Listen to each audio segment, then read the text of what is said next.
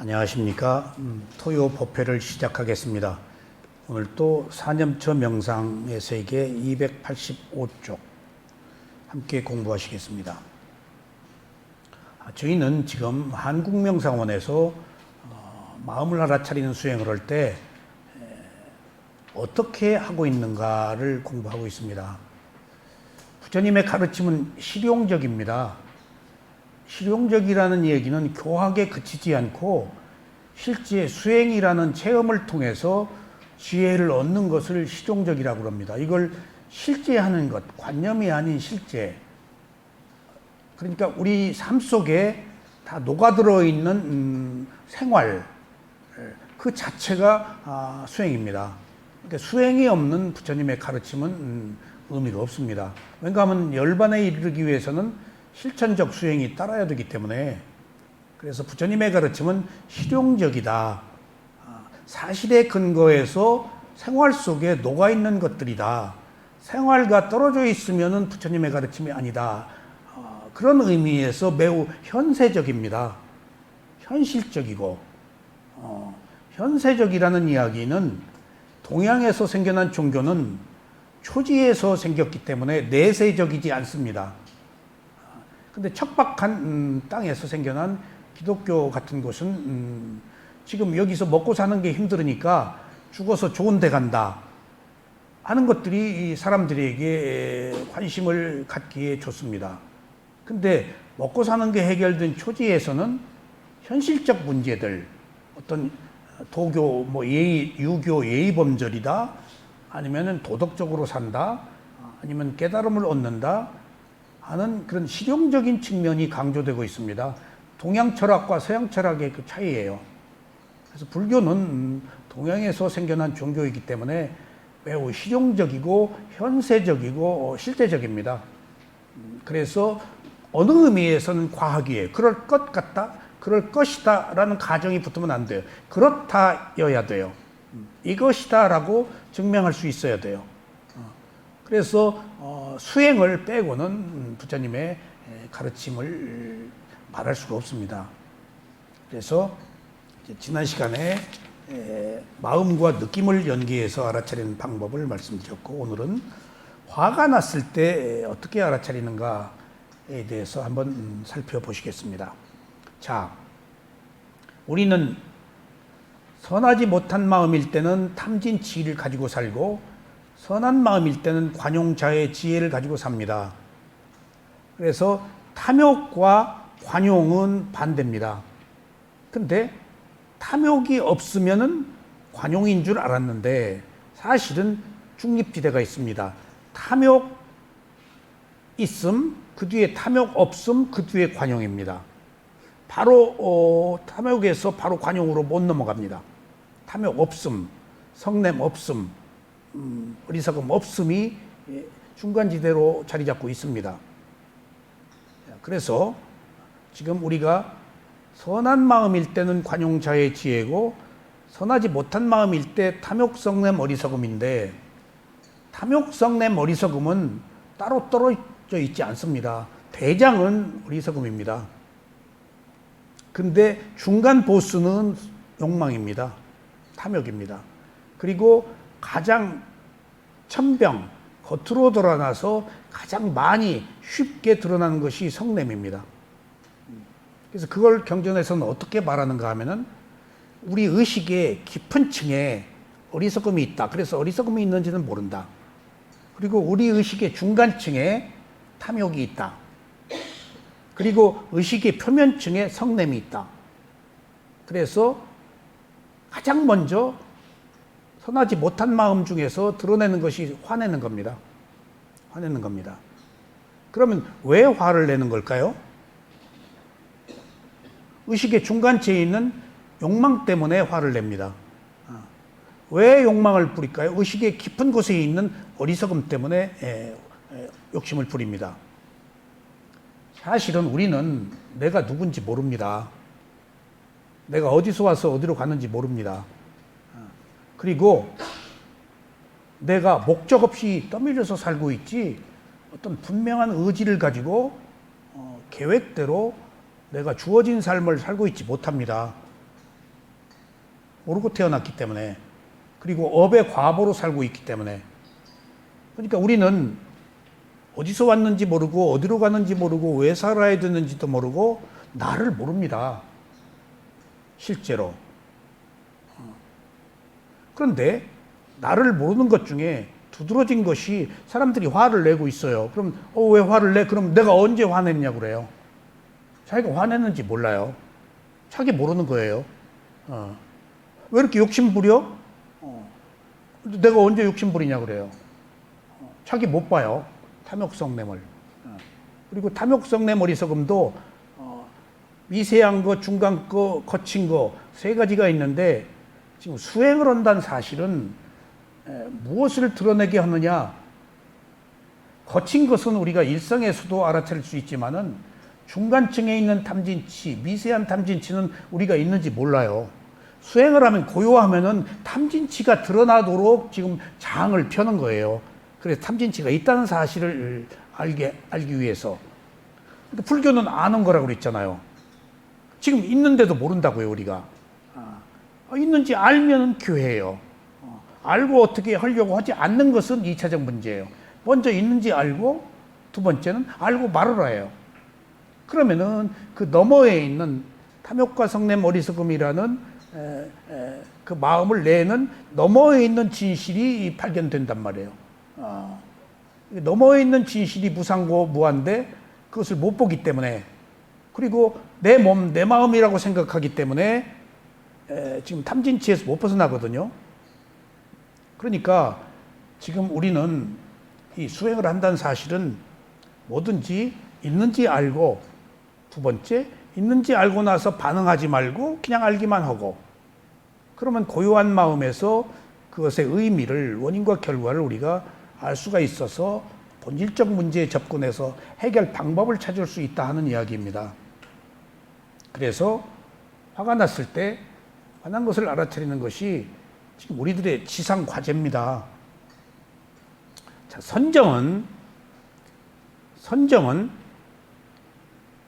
근접삼매와 근본삼매로 대상을 억눌러서 고요함을 얻는 건데, 선정에서 근접삼매로 대상을 억눌러서 문제를 수습하는 방법이, 근접삼매는 뭔가 하면 5가지 장애를 알아차려서 극복하는 것이 근접삼매예요. 5가지 장애. 감각적 욕망, 악한 의도, 혼침, 게으름, 그다음에 들뜸, 의심, 5가지 장애잖아요. 그걸 억누르면은 선정의 근접삼매를 이룬 거예요. 그 이후에 이제 색계선정, 무색계선정으로 들어가는 것은 다음 차원이에요. 근본삼매에 속해요. 그건. 그런데 뭐든지 억눌러서 해결되었을 땐 근본적인 해결이 안 된다고요. 근데 위파사나는 억누르지 않고 있는 그대로 놓고 본 것이기 때문에 뭐든지 중요한 전제가 필요해요. 선정에서는 화를 내고 5가지 장애가 있는 것이 바람직하지 못하다, 극복해야 할 대상이다 라고 못을 박지만은 위파사나 수행에서는 그러지 않아요. 탐진치가 알아차릴 대상이지 없애야 될 대상이 아니에요. 그 위파사나 수행의 특징이에요. 지금 탐진치가 문제라고요. 근데 부처님이 탐진치를 없애라고 말하지 않으셨어요. 알아차리라고 그랬지. 굉장히 중요한 얘기입니다. 대상으로 삼아라예요. 그리고 나서 다음 단계로 또 뭐라고 하셨을까요?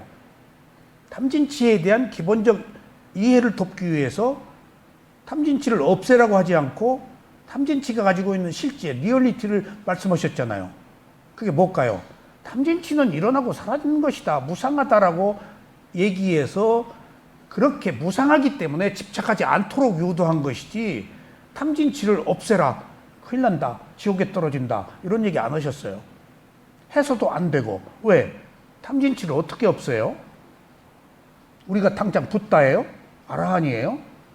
탐진치로 살아왔는데, 탐진치로 이만큼 밥 먹고 교육받고 살아왔는데, 자식 교육시키고, 그거 어떻게 하루아침에 없어요? 그것은 알아차릴 대상이다. 중도적 관점에서 옳다 그르다 하지 않는 게 위파사나거든요. 대상으로 삼아라 하는 것이 출구예요. 하는 것이 위파사나의 출구예요. 그러면은 탐욕이 있네? 예, 화가 났을 때 화가 났네? 하면은 반응을 안 했잖아요. 반응을 안 한 것은 이미 대상을 분리해서 알아차리는 카니카 사마디 찰나산매가 이루어진 거거든요. 그래서 지금 여기서 화를 알아차리는 것은 위파사나 수행의 가장 초기에 나타나는 대상에 속해요. 이 화가. 여러분들 위파사나 수행을 시작해요. 선정은 한 것 같아요. 열심히 노력하고 우리 도서관에 갔다 올 때 그 쾌감이 있잖아요. 농부가 하루 종일 들에서 그 김을 메고 농사를 짓고 해질녘에 지고 집으로 올 때 콧노래가 피곤은 해도 절로 나와요. 저도 어린 시절 시골에서 그런 농사를 했거든요. 어머니 그만 가요. 밭을 멜 때 아들아 한 고랑 더 매자. 저희 밭이 길었는데 아이고 저기까지 어떻게 가. 그리고 거기 가면 이제 됐어. 아들아 한 고랑 더 매자. 그러면 이제 뻐꾸기가 뻐꾹 울어요. 그리고 황혼이 이렇게 질 때 이제 밭에서 논에서 집으로 와요. 저는 그때 그렇게 슬퍼요. 그 무렵에 새들이 다 따옥하고 차적하고 황혼이 물들고.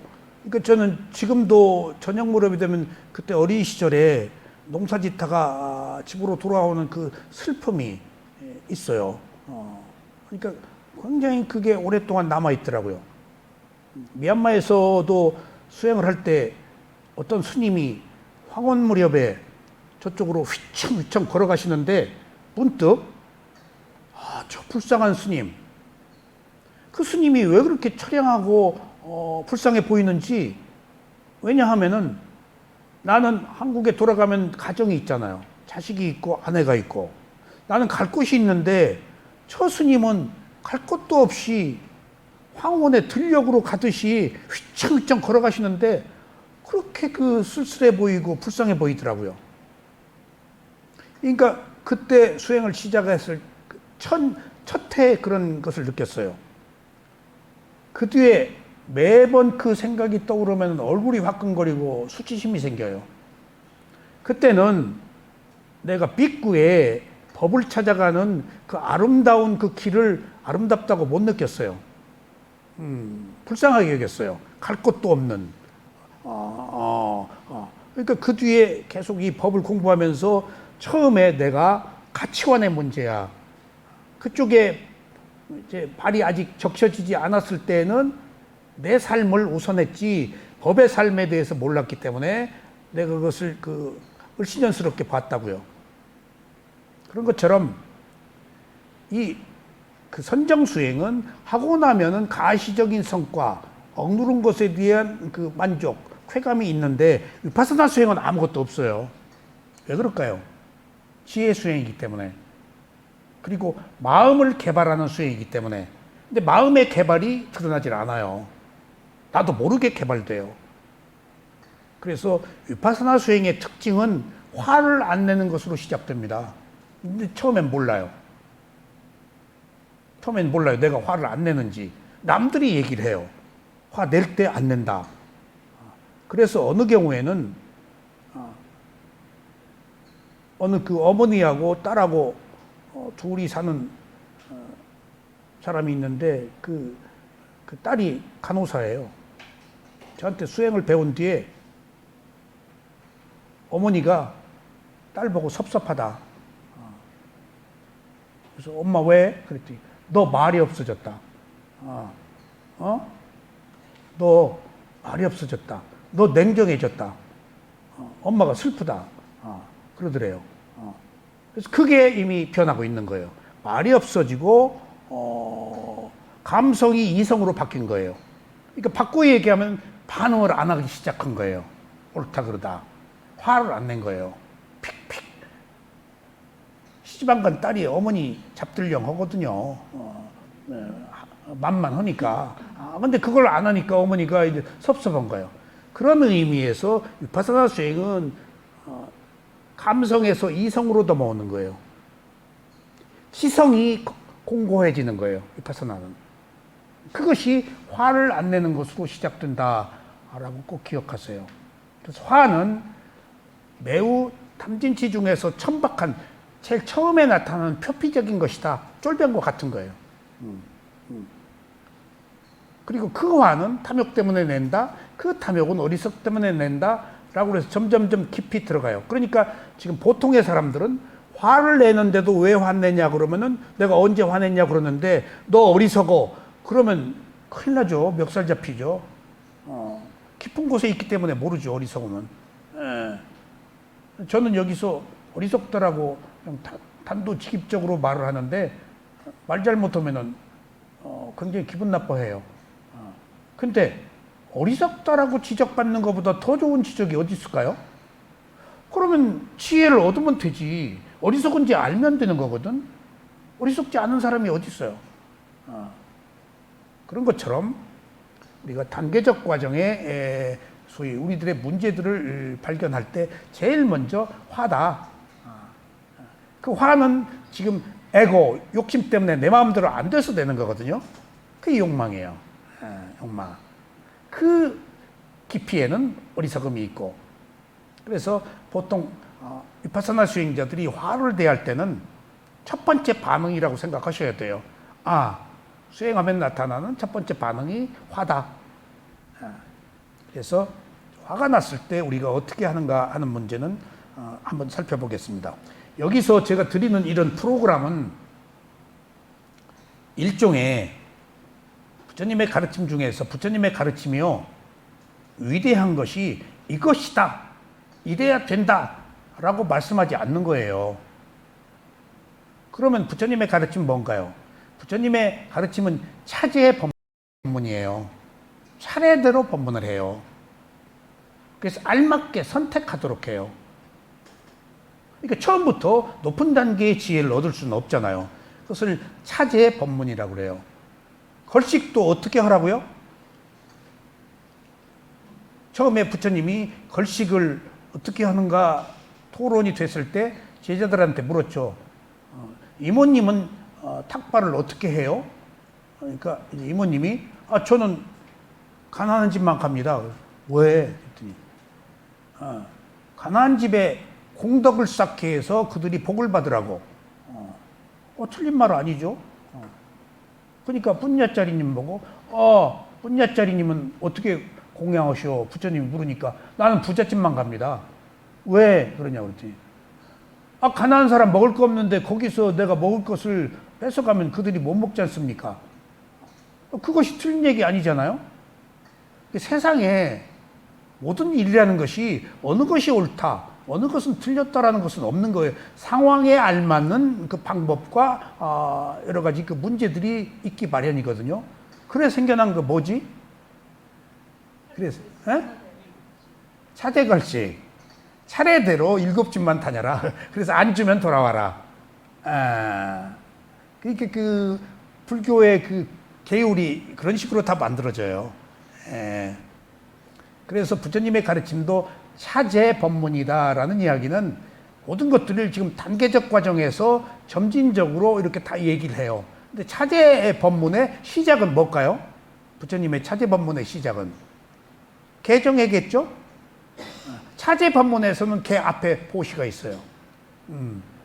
보시부터. 보시를 해야 물질에 대해서 자기가 관대해진다. 내가 베풀었잖아. 보시를 해야 남의 거 안 뺏는다. 보시를 해야 개청정이 이루어진다. 그래서 차제법식이 이렇게 팔정도에서는 개정해지만은 부처님의 차제법문에서는 보시부터 나와요. 그래서 우리가 이런 문제에 접근할 때에도 제가 지금 여기 이렇게 해놨는데 이런 일종의 프로그램이에요. 이대로 다 해도 좋고 못 해도 좋고 자기가 필요한 것을 선택하면 돼요. 제가 여기서 좌선하는 방법, 그 다음에 중간에 좌선이 끝났을 때도 이런 방법으로 응용해서 자기가 개발하라는 말이지 꼭 이렇게 하라 그렇게 하지 않으면 안 된다. 이거 없어요. 자기가 만들어서 선택해야 돼요. 기본은 있어야 되기 때문에 헤매니까. 그런 의미에서 화가 났을 때에도 한번 제가 말씀드린 내용을 살펴보겠습니다. 첫째, 화가 났을 때 화난 것을 알아차린다. 이게 1번이에요. 이건 마음분 수행이 아니에요. 화났네? 라고 알아차리는 것을 그쳐도 괜찮아요. 근데 알아차리는 힘은 약해요. 그러니까 하면은 탐욕의 힘, 성냄의 힘, 어리석음의 힘은 바위와 같이 거대해요. 그리고 무거워요. 나 알아차리면 이제 가벼운 새 날갯짓처럼 미약한 거예요. 그러니까 화가 났을 때 화의 힘은 거대해. 그래서 화났네라고 알아차린다고 해서 화가 안 없어져요. 워낙 그게 이기적 욕망, 어리석음의 바탕을 두고 있기 때문에. 그래서 화났네라고 알아차리는 것만 해도 대단한 거예요. 새로운 패러다임이에요, 이건. 화가 났네? 알고 아는 거예요, 부처님이. 먼저 알아라. 그리고 제가 말씀드린 두 번째는 화났네라고 알고 있을 때 마음이 있어서 화난지를 알았죠? 그때도 마음은 있어요. 그러면 제가 이제 말씀드린 두 번째는 화가 난 마음을 알아차립니다. 화는 마음이 냈어요. 저는 지금 화난 것을 알아차리고 화난 마음을 보고 하지 않고 저는 처음부터 바로 화난 마음을 봐요. 1번 생략하고. 그러니까 1번은 생략하기 어려운 사람은 1번으로 그쳐도 되고 2번을 할 수 있는 사람은 2번으로 해도 되고 2번 할 수 없으면 1번으로 그쳐도 돼요. 아셨죠? 선택적인 겁니다. 그러니까 화가 났을 때 화난 것을 알아. 그러면 또 보세요. 망상할 때 망상은 무엇이 하죠? 마음이. 망상을 아무리 알아차려도 잘 안 돼요. 그 힘은 잠재의식 속에 있는 것이 생각이 망상이거든요. 그 힘은 워낙 거대하고 나를 지배하고 있기 때문에 망상했네? 망상? 하고 조금 있다 또 망상 생겨요. 근데 제 경우에 마음보는 수행을 알아차린 뒤에 망상하는 마음을 보면은 훨씬 뿌리에 접근해서 소멸이 빠르더라. 근절이 더 강하게 되더라 하는 이익이 있어요. 그러니까 화가 났을 때에도 화난 거 알아차려 하는 것에 그치지 않고 화난 마음을 보면 뿌리로 들어가서 꼼짝을 못해요. 화난 마음이 뿌리로 들어가 버리면은 그런 의미에서 화난 마음을 알아차리는 방법이 있고요. 그 뒤에 반드시 이것을 해야 돼요. 세 번째, 이것을 못하면 안 돼요. 세 번째는 화난 마음을 알아차리면은 마음은 한순간에 몇 가지가 있죠? 한순간에 화난 마음을 알아차리면은 알아차리는 새로운 마음이 생겼잖아요. 화난 마음은 없어지도록 돼 있어요. 알아차리는 새로운 마음이 있기 때문에. 이건 이론이에요. 이건 한순간에 하나밖에 없기 때문에 일단 뒤에 숨었든 어디서 기다리고 있든 일단 사라져요. 근데 사라진 마음이 다시 나타나지 않게 하려고 하는 방법 중에 하나는 화가 났어. 화난 마음을 알아차려. 그리고 나서 다시 봐요. 화난 마음을. 화난 마음이 있어요, 없어요? 있어요, 없어요? 없죠. 봤으니까. 그때 가장 확실히 화난 마음에 대해서 제어할 수 있는 방법은 화난 마음이 사라진 것을 알아야 돼요. 화난 마음 보기도 어려운데 화난 마음이 사라진 것을 알기는 더 어려워요. 근데 이걸 꼭 해야 돼요.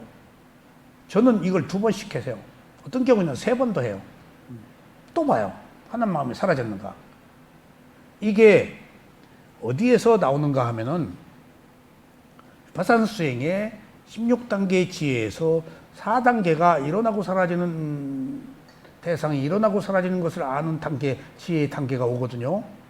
근데 일어나고 사라지는 게 무상이에요. 이미 무상은 쌈마사냐냐나 세 번째 현상을 아는 지혜에서부터 무상이 들어요. 근데 네 번째 일어나고 사라지는 게 분명히 보여요. 다섯 번째는 뭐가 보일까요? 방가냐나. 이게 뭐죠? 일어나는 것을 안 보고 사라지는 것만 보여요. 일어나고 사라진 무상보다 사라지는 것만 보이는 게 더 상위치예요. 사라지는 것을 보아야 사라짐을 더 공고히 분명하게 꺼진 불도 다시 보는 거예요, 이게.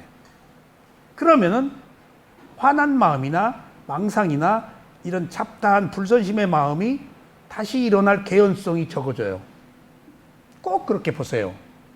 그래서 저는 그 16단계의 지혜의 단계에서도 그렇지만은 또 제가 방간이 하나에서 소멸의 지혜, 사라진 것을 아는 지혜가 굉장히 중요해요. 자, 보세요. 제가 요즘에 옹달샘 글을 하나 구상하고 있는데 너무 주제가 무겁고 너무 질리고 너무 할 말이 많아서 생각만 하다가 못 쓰고 생각만 하다가 못 쓰고 주제가 너무 무거워서 못 쓰고 있는데 그것이 바로 오늘 이것과 같아요. 모든 것들은 일어나서 사라져요. 일어나서. 이게 무상이잖아요. 근데 일어나서 사라지는 것을 반기고 즐기는 사람이 어디 있어요? 기본적으로 유신견, 자아를 가지고 있기 때문에 내가 가진 것들이 소멸하잖아. 일어나고 사라져서. 생성되는 것도 있지만 소멸을 더 크게 보거든요, 우리는. 그러면 두려움이 와요, 반드시. 그래서 일어나고 사라지는 것을 못 받아들여요. 그런데 나의 이기적 관점,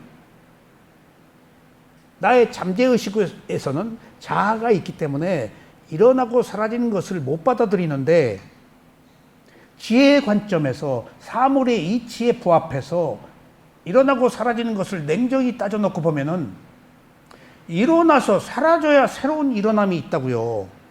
새로운 일어남을 위해서 사라져야 돼요. 무상을 받아들여야 돼요. 일어나고 안 사라지면 어떻게 해요? 이 세상의 모든 것들이 그대로 다 있을 거 아니에요. 영원히. 예? 안 죽고 똥치러고 이 지구가 넘쳐나겠어요? 이 세상이 넘쳐나겠어요? 일어나고 사라지는 것 같이 더 이 세상에 위대한 질서는 없다고요. 일어나서 사라져야 또 새로운 게 일어나죠. 그 과정에서 안 좋은 것이 새로 일어나든 좋은 것이 새로 일어나든 새로 일어날 수 있다는 기회를 사라져야 마련하는 것이거든요. 그래서 사라짐의 지혜가 일어나고 사라짐을 더 공고히 하는 매우 값진 지혜예요.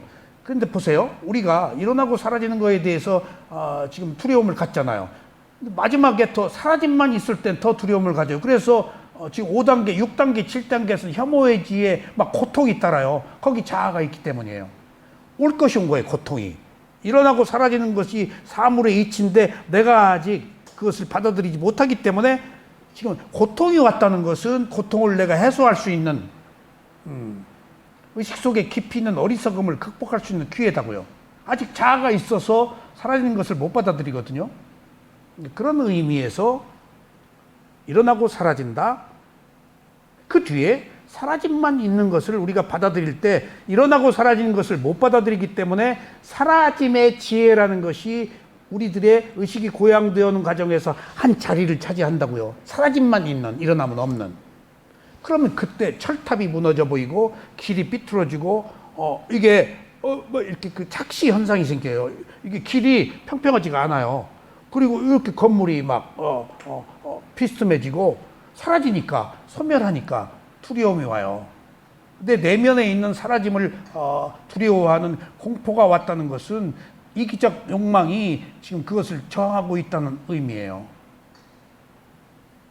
그래서 사라짐을 받아들일 때 비로소 우리가 죽음에 대해서도 모든 현상에 대해서도 미련 없이 기꺼이 보낼 수 있다고요. 그걸 보기 위해서 주로 뭘 보는 게 제일 좋은가 하면은 바람은 잘 안 돼요. 나뭇잎 잘 안 돼요. 제3환경고가 밑에서 반포대교 다리 보세요. 그게 제일 좋아요. 물이 빠르게 와요. 지나가요. 같은 물이 아니에요. 끊임없이 물이 지나가요. 바람은 잘 안 보여요. 나뭇잎도 잘 몰라요. 한강 물을 보면 돼요. 그 빠른 물이 끊임없이 똑같은 물이 아니야. 근데 끊임없이 흘러. 끊임없이 새로운 거야. 그게 질서예요. 거대한 물이, 예? 바다의 모든 파도가 모양이 같은 것 없이 계속 일어나고 사라지는 것도 무상이지만은 그것은 좀 감상하기 쉬워요. 바닷물 보면 강물 보면 그걸 아주 절실히 얼마나 무섭게 빠르게 흐르는지 몰라요. 유속이. 응? 근데 같은 물이 아니잖아. 근데 끊임없이 흘러. 그게 일어나고 사라지는 거예요, 이 세상에. 그러니까 어떤 기존의 질서가 무상이에요, 사실은. 사라지는 게 없으면 일어남이 없잖아요. 이렇게 무상이 중요한 것이고 반드시 필요한 거예요. 반드시 필요한. 근데 우리는 에고, 이기적 욕망 때문에 내가 태어났으니까 죽기를 거부한다고. 사라져야 돼. 예. 그게 자연스러운 거 아니에요? 현상계의 질서에 귀의하는 거예요, 그게. 근데 어리석음 때문에, 유hin견 때문에, 욕망 때문에 사라진 것을 거부하고 있으니까 내가 괴로운 거 아니에요. 그래서 생로병사가 괴로운 거예요, 죽는 게. 죽어야 되죠. 죽어야 되죠. 죽어야 되는 거에 대해서 제가 상당 부분 동의하는 것은 나이를 먹어서 기운이 떨어지니까 의도도 균형되게 생겨요. 뭔가 이렇게 젊었을 때 힘이 남아돌 때 팍 그냥 무서운지 모르고 일을 벌렸는데 이제 일을 감당 못하니까 내가 의도도 균형이 생기더라고요. 다 적응하게 돼 있구나. 죽게 돼 있구나. 펄떡 뛰다 죽을 노릇이야. 내가 죽는다는 게 할 일이 남았는데 안 그래요. 안 그래요. 내가 없으면 대한민국이 안 돌아가고 우리 집이 막 파탄이 날 줄 알았는데 나 없으니까 더 잘 살더라고. 갔다 오니까 막 얼음이 뚝뚝 떨어지는 냉장고도 있고 무슨 가죽 소파도 막 생기고 약간 내가 있었으면 이런 거 다 못 사게 했을 텐데 잘 사네 속으로 좀 그러다가 나 없으니까 이런 재미라도 가지고 살았겠지 하고 넘겼지만은 이 세상에 나 없으면 안 될 것 같아도 나 없으면 더 잘 살아요. 그러니까 여기서 사라짐이라는 것이 얼마나 중요하다는 사실이 사물의 이치이고 사라지지 않으면 안 된다는 당위성, 사라져야 된다는 현실적 리얼리티, 실제 이것을 우리가 존중한다면 사물의 이치예요. 그러니까 기꺼이 우리는 몸과 마음이 때가 되면 사라지는 것에 대해서 기꺼이 동참하고 거기 귀의해야 돼요. 미련 없이. 이모님 아셨죠? 근데 이모님은 선업의 공덕을 쌓아서 좋은 업을 받아서 더 유명한 화가가 되실 것 같아요. 욕계천상은 가지 마시고, 욕계천상 왜 가지 말라고 그런 줄 아세요? 거기는 수행을 못 해요. 즐거움만 있기 때문에. 근데 욕계천상에 가면 세월이 너무 길어요. 그래서 부처님 정법을 못 만나요. 거기 한번 가면은. 정법이 있는 시대가 지금 5,000년으로 보거든요. 2,500년 됐잖아요. 인간으로 태어나야 정법을 만나죠. 거기 가면 정법 못 만나요. 부처님 법 없어져 버리고 다음에 26대 부처님이 나왔을 때 또 인간으로 태어난다는 보장이 막연해요. 그리고 또 한 가지, 지금 우리가 이 정법 수행을 하는데 필연적으로 반드시 수다원이 되고자 하는 자기 성취가 있어야 돼요. 수다원이 되면은 7생 이내에 아라한이 되어서 괴로움이 소멸되지만은 수다원이 되지 않고는 내가 지금까지 쌓았던 법이 다음 생에 그대로 유지되리라는 보장은 없어요. 근데 조금 더 다음에 이 정법이 내 유전인자 속에 업의 과보에 남아있을 가능성을 위해서 12연기를 하면 조금 더 남아요. 12연기는 원인과 결과이기 때문에 정법에 접근하는 1단계 과정이거든요. 12연기 다음에 위파사나니까. 그래서 12연기를 공부해도 사학도에 떨어질 위험이 적다. 그 다음에 수다원이 될 가능성이 더 많아졌다. 그 다음에 사학도에 떨어질 위험이 적어졌다는 것은 지옥 축생 악귀 아수라에 안 떨어질 가능성이 많아진 거예요. 수다원. 12연기 공부만 해도 수다원이 되면 완전히 안 떨어진다고 하셨어요. 그러니까 우리가 지금 1차적 목표를 수다원이로 하면은 7생 이내에 그 괴로움이 소멸하는 단계까지 가기 때문에 보장된 거예요. 부처님이 보장을 해놨어요. 보장했어요. 그것은 그 어떤 법의 질서인 것 같아요. 부처님 말씀 믿어야죠. 근데 우리가 이렇게 공부를 하고 이제 욕계천상이 태어나서 법과 점점 멀어져 버리면 향락에 빠지고 다음 생에 어디 태어날지 모르면은 우리가 이렇게 쌓아놓았던 그 법에 대한 그 과보가 언제 다시 나타나려는 보장은 확실히 없어요. 그래서 우리가 일단 목표를 도과를 성취하는 것을 삼아야 돼요. 그래서 불교의 모든 가르침은 파사나 수행의 하나하나의 그 법문이며 84,000 모든 법문은 최종적으로 수다원이라는 열반에 이르게 하는 것으로 전부 규결되어 있어요. 열반이에요. 최종적으로. 이거 그냥 오직 이것을 위해서 다 얘기한 거예요. 이 열반이 없으면 이거 아무 의미가 없어요. 열반을 위해서 다 들어서 앞으로 뭐 오른발 왼발 봄 들음 뭐 어쩌고 저쩌고 칠청정 뭐 16단계 전부 열반가라고 만들어 놓은 어떤 브릿지 다리예요. 마지막에 열반. 근데 열반 얘기는 안 하죠. 죽으면 안 태어난다는 두려움 때문에. 하지만은 마지막에 열반이에요. 최종적으로 태어나지 않는 게 괴로움에서 벗어나는 거니까. 그래서 지금 우리가 이런 문제를 대할 때 가장 중요한 문제는 지금 이 수행을 잊지 않고 계속해서 할 수 있는 것이 지금 법이 있어서 이 수행을 하는 것은 힘이 약해요. 법의 힘은 우리들한테. 근데 법의 힘보다 앞선 힘이 뭘까요?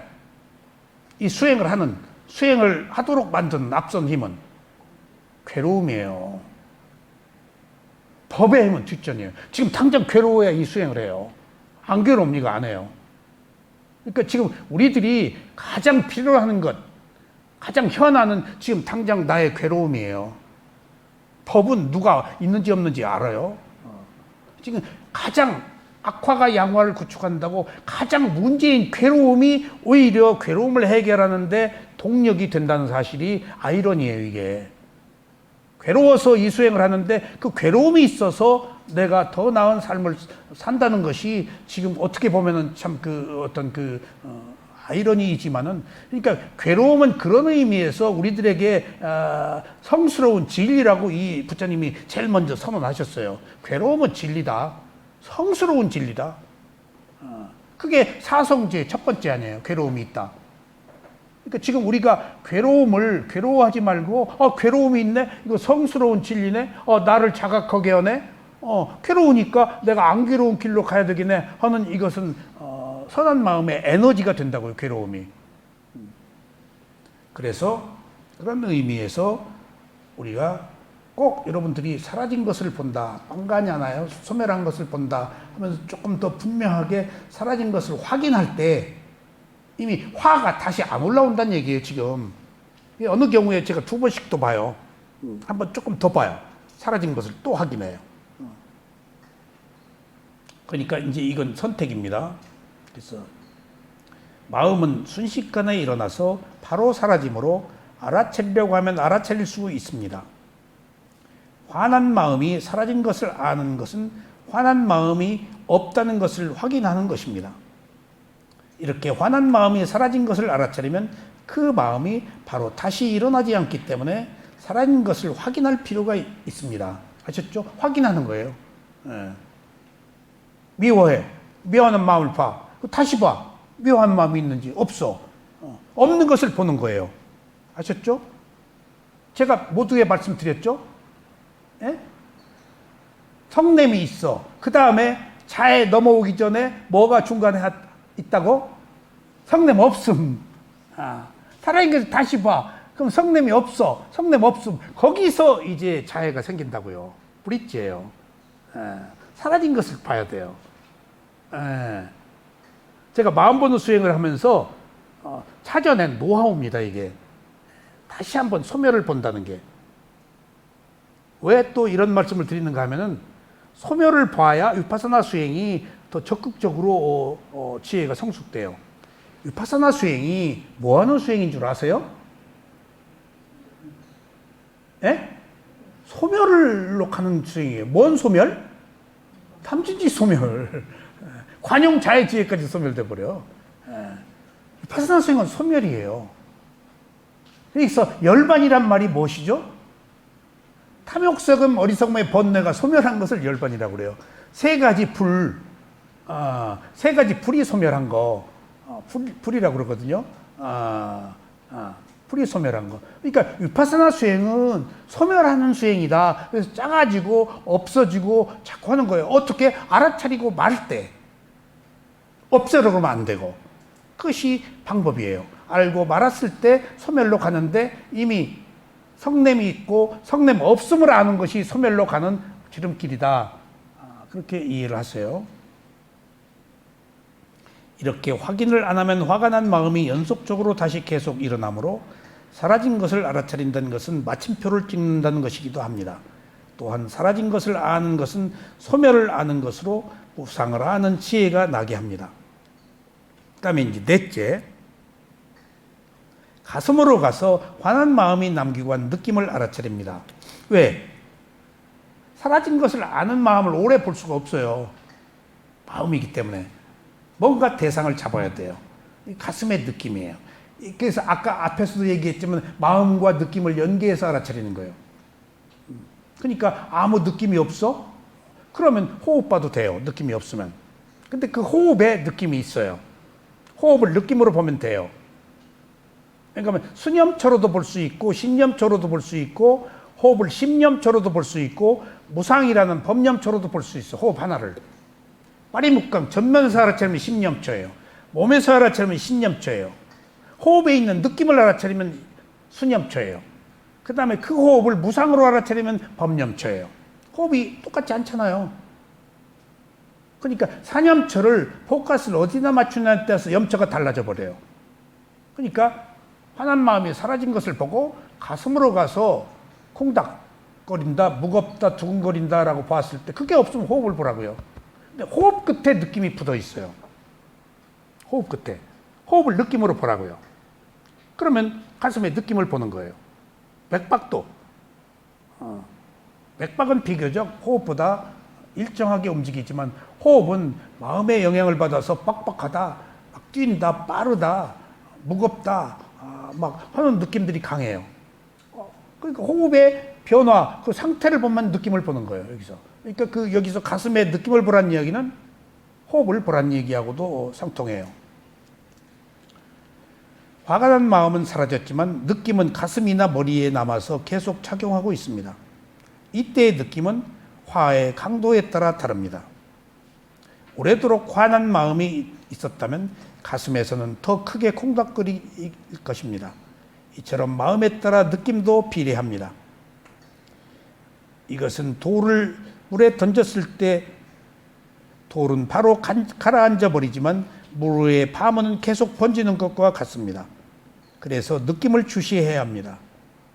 가라앉은 돌은 대상으로 삼기 어려우므로 돌이 일으킨 파문인 느낌을 주시하면 알아차림이 지속되어 사라진 화가 다시 일어날 가능성이 적어집니다. 이렇게 왜 여러분들 집중이 왜 중요하느냐? 백코스를 안 한다고 집중이 되면 진행되는 상황으로 나가버려요. 화는 사라졌다 또 와요. 왜? 소멸은 세 가지가 있다고 그랬죠? 첫 번째, 순간적 소멸, 일시적 소멸, 완전 소멸. 그러니까 순간적으로 소멸한 것은 반드시 더 크게 와요. 왜냐하면 내가 적당히 억압했기 때문에, 없애려고 했기 때문에. 그래서 무엇인가 오래 지속해서 집중을 하고 알아차려야 소멸이 길어진다고요. 순간적 소멸이 일적인 소멸로 유지된다고요. 그런 의미에서 왜 오래 차려? 탐진치가 새로 또 못 나오게 뿌리로 들어간 거예요, 지금. 기회만 있으면 나오려고. 그래서 소멸했어도 커튼 뒤에 숨어 있어요.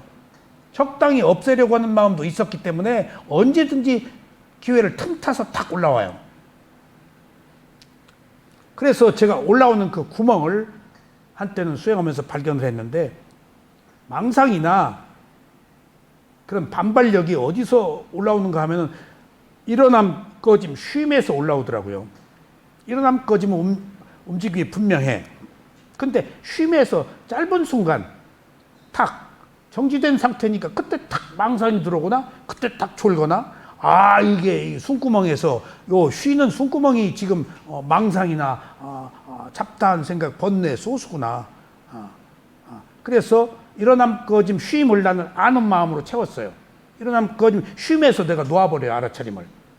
일어남 꺼짐 쉼하고 놓아요. 근데 그 뒤에 명칭을 안 붙일 때는 이제 쉼을 그 뒤에는 안 봐요. 근데 마시에서 명칭을 붙일 때 얘기예요. 그리고 7가지 쿤타라비암사가 쓴 그 글에서는 세세이션, 쉼을 하도 강조하니까 나도 한때는 쉼을 굉장히 강조했어요. 근데 명칭 안 붙이고 마음 보는 순간부터 쉼 저 안 봐요. 쉼 볼 새가 없어요. 그냥 일어나고 사라지는 연속적 현상만 있지 굳이 쉼을 만들어서 볼 이유는 없어요. 있으면 보는데. 근데 명칭을 붙이니까 쉼이 생기더란 얘기예요. 내가 만들더라고요. 세세이션이 휴지를 힘들으니까 호흡이. 내가 장단을 만들더라고요. 그래서 명칭 안 붙이니까 쉼이 없어서 지금은 쉼을 제가 보질 않습니다만은 만약 여러분들이 쉼이 있을 때는 일어남 꺼짐 아는 마음에 쉼은 마음을 놓는 순간 망상이 들어오거나 번뇌가 들어오니까 졸음이 들어오고 그러니까 쉼을 아는 마음으로 채우라고요. 일어남 꺼짐이 아는 마음 있잖아. 쉼은 아무것도 없는 것을 아는 마음에다 집어넣어야 돼요. 그래서 딱 3박자를 완벽하게 채우고 넘어가야지 망상이 안 들어와요. 빈틈이 조금만 있어야 들어와요. 제가 그 숨구멍, 망상이 들어오는 구멍을 제가 봤다고요. 휴지에서 들어오더라고요. 아셨죠? 그러니까 조금 밀밀하게 여러분들이 수행을 하시려면은, 집중력을 키우려면은, 만약 쉼이 있을 때는 아는 마음으로 채워라. 아무것도 없는 것, 정지되어 있는 상태를 아는 마음으로 채우면은 알고 있는 거예요. 쉼하고 쉬지 말아라. 쉬라고 생긴 쉼이 아니다. 호흡은 쉬더라도 내 마음은 일을 해야 된다.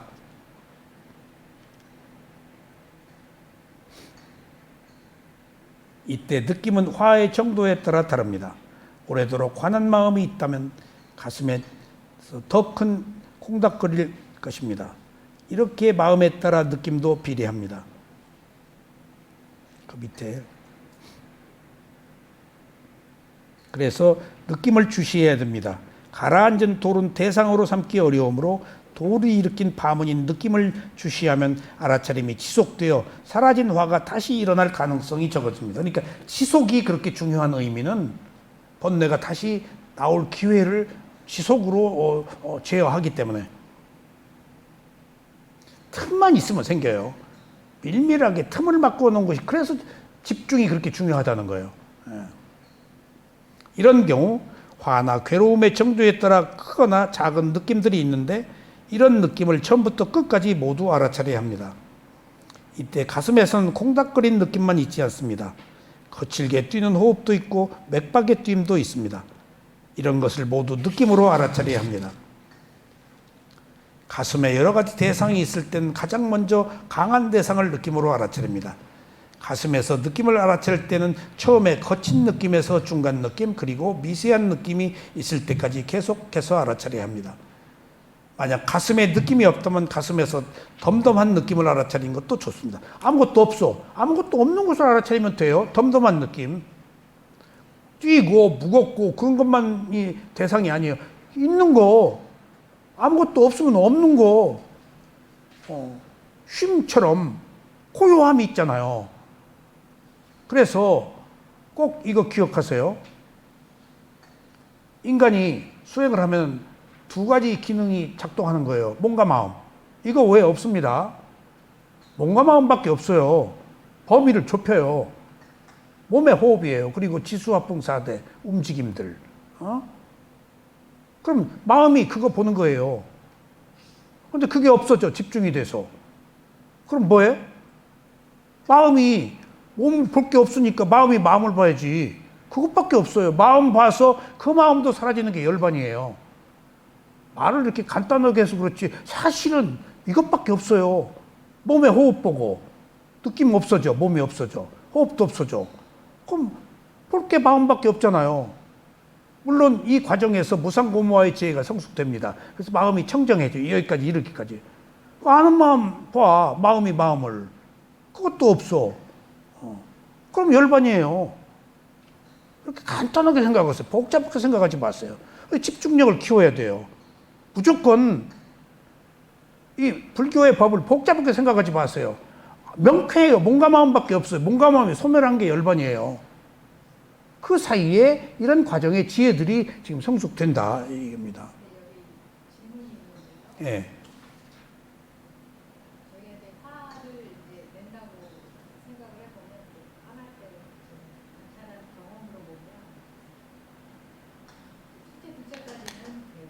화가 났을 때 화가 나는 마음, 그것도 보이고, 그다음에 화난 마음도 이제 알아차리는데, 근데 이제 셋째 화난 마음이 사라진 것을 알아차리는 거는 좀 어렵거든요. 그러니까 이 얘기를 들어야 돼요. 예, 왜냐하면 그러니까 왜 어렵다는 것은 의도를 안 냈기 때문이에요. 의도를 내란 얘기예요. 아니면 이제 의도를 낸다고 해도 이제 그 마음을 계속 보고 있잖아요. 화가 났는데, 그건 지금 넷째 나온 그 느낌이 계속 되고 있기 때문에 아직 화를 내고 있는 거예요. 아직 화를 내고 예. 있네 하는 생각이 들지 예. 사라진 거를 보기가 어렵다는 거예요. 아니 처음보단 현저하게 약해. 이 이론이 필요해요. 보는 마음이 강하면은 있는 마음은 사라진다. 이론적으로 그렇다는 말씀이시죠? 그러니까 지금 이론적으로도 그래서 내가 모두에 아는 마음이 생기면 있는 마음은 사라진다. 그런데 사라진 마음이 또 온 거예요. 그게. 이게 사라진 것을 알아차리기가 힘든 게 아직 화난 마음을 보고 그 화가 난 마음을 알아차렸어. 그런데 느낌은 아직 남아 있어요. 근데 이게 사라졌다고 할 수가 없죠. 그래도 사라졌다라고 하고 처음부터 약화됐으니까 계속 봐야 돼요. 그러니까 완전히 사라지기를 바라는 것은 수행이 아니에요. 그 상태를 진행시키는 거예요, 수행은. 느낌은 바로 볼 수 있는데 예. 사라진 거를 보기는 어렵겠다. 그러니까 어려운 거 하는 게 수행이죠. 그래서 내가 프로그램을 만든 거라니까. 이거 제가 하고 있는 수행이에요.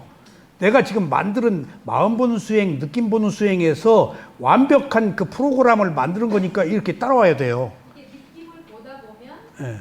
이제 사라졌다는 거를 알겠는데 이제 이게 그 느낌도 없어졌으니까. 그런데 지금 여기서는 세 번째가 사라진 마음을 알아차리라. 이거는 진짜 그러니까 하라니까요, 그렇게. 예. 의도를 내고 하고 다시 그 느낌에 거친 느낌이 있다고 여기 얘기를 했잖아요. 아직 화가 안 사라졌어요. 완전히 사라질 수가 없어요. 그래서 순간적 소멸, 일시적 소멸, 완전 소멸이라는 소멸의 단계가 계속해서 작은 틈에 또 덮쳐버려요. 오히려 더 거칠어질 수도 있어요. 이제 이렇게 표현을 하면 오히려 좀 나을 것 같아요. 화가 난 마음을 알아차리는 마음을 한 번 더 본다. 이러면은 그건 들어가는데 그 마음이 사라졌다라는 거는 조금 지금 사라짐이라는 소멸에 큰 의미를 두어야 돼요. 그걸 강조하는 거예요. 소멸을 보는 것이 중요하다. 그러니까 일단 보면 사라진다라고 해야 더 공고하게 가능한 거예요. 자, 다섯 번째. 가슴의 느낌이 미세해지면, 그러니까 이제 거친 느낌, 중간 느낌, 미세한 느낌 보라고 그랬죠? 그러니까 이미 거친 느낌이 있다는 것은 돌은 사라졌지만은 돌이 일으킨 파문, 화가 낸 파문은 아직도 잔재가 있다. 그러니까 하면 여파, 종이 빵 치면 종문이 남아있다. 그러니까 마음이라는 것이 과보가 있기 때문에 거두절미하고 싹둑 그렇게 잘라질 수가 없는 것이다. 어느 경우에는 싹둑 잘라지지만은 상당한 경우에 잠재된 것이 계속된다. 그래서 순간소멸, 일시소멸, 완전소멸이라고 꼭 이해하셔야 돼요. 그러니까 사라졌어도 또 와요. 근데 왔기 때문에 또 사라진 걸 봐? 그러면 안 돼요. 그냥 그 상태를 진행시켜서 그 단계에서 시작과 중간의 것을 보도록 해야 돼요. 자, 다섯 번째, 가슴의 느낌이 미세해지면 그냥 가슴에서 호흡을 알아차리거나 다른 분명한 대상을 알아차립니다. 그러니까 거친 느낌, 중간 느낌, 미세한 느낌이 있은 뒤에 이제 느낌이 약해지거나 그러면 호흡으로 간다는 얘기예요. 호흡으로. 반드시 호흡으로 와야 돼요. 마지막에. 이제 여기 와서야 사라진 거를 안다. 이렇게 쓸것 같다. 그러면 안 돼요. 예. 일단 마음을 여기 와서도 사라진 것을 또 볼 수는 있는데 그것은 이제 내가 이제 선택할 수 있는 거예요. 예. 그러면 이제 여기 오면은 이제 화가 완전히 사라진 거죠. 예. 단계로. 이게 이 단계에서 보느냐 사라져 지금 저 단계에서는 첨예한 문제이기 때문에 화를 제어하기 위해서 한번 액티브하게 알아차림을 하는 거고 여기서도 보면 좋죠. 근데 여기서 이미 사라진 상태에서 봐도 좋고 안 봐도 좋고. 예? 화는 한 번에 사라지는 게 아니기 때문에 계속 그 선한 마음을 가지고 화나면 보다 보면 점점 약해진다. 예, 나중에 한 번에 없어지는 게 아니라 그 강하고 중간하고 약하고 시간이 지나면서 선한 마음이 알아차림이라는 선한 마음이 작동하기 때문에 점점 줄어져 나중에 가서 최종적으로 그게 잠재의식이기 때문에 얼마나 약화시키느냐 하는 문제인데 실제로는 아라한이 되어야 완전히 없어져.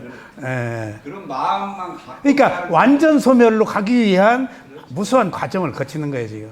예. 순간 소멸, 일시 소멸, 순간 소멸, 일시. 근데 순간 소멸을 많이 알아차리면 일시적 소멸로 간다는 얘기지. 예? 예.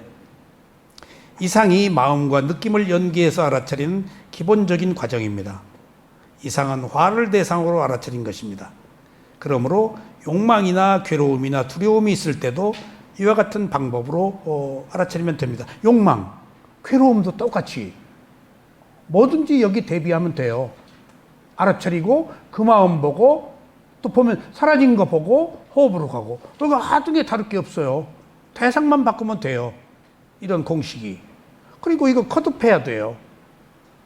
제가 좌선 시작할 때 여기서 말씀드린 프로그램은 시작할 때만 꼭 하란 얘기 아닙니다. 여러분들이 해도 좋고 안 해도 좋은데 이 프로그램대로 하면은 제대로 어떤 그 호흡으로 마음이 기울여져 가지고 몇 분 초기에 망상 없이 제대로 본론으로 들어갈 수 있다는 어떤 소스를 제공하는 것이고 또 두 번째 제가 여기서 말씀드린 프로그램들은 안 되면 계속 하라는 거예요, 이거.